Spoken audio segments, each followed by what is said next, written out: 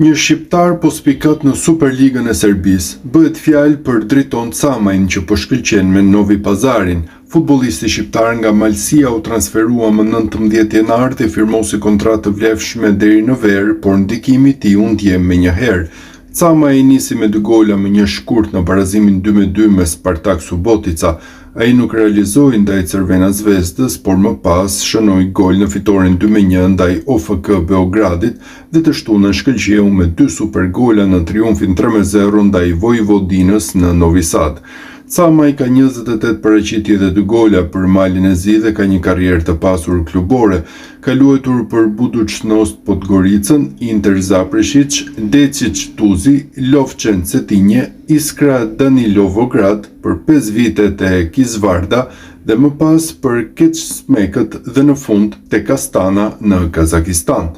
Tani Camaj mban fanellën me numrin 10 e Novi Pazari dhe luan si sulmues krahu. Klubi është aktualisht në vendin e 4 në Superligë pas Crvena Zvezdës, Partizanit të Beogradit dhe Vojvodinës.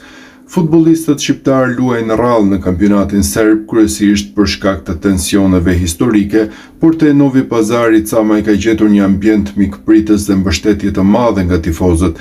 Një grup i tyre e ndoqi skuadrën edhe në Novi Sad, ndërsa qindra të tjerë pritën ekipin në mesnatë mes të shtunës dhe të dielës pas kthimit në qytet.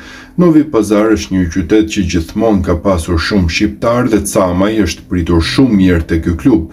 Jam shumë i kënaqur, nga fillimi kam ndjerë se sa shumë njerëzit në klub më duan. Fillimi është një fillim ëndrash, nuk mund të kisha pritur më mirë. Do të mundohem të vazhdoj në këtë ritëm për sa kohë të jetë e mundur, tha Camaj për mediat e Malit të Zi.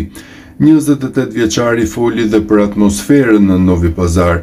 Është fenomenale, nga njerëzit e klubit, te qytetarët dhe tifozët, të gjithë frymojnë si një.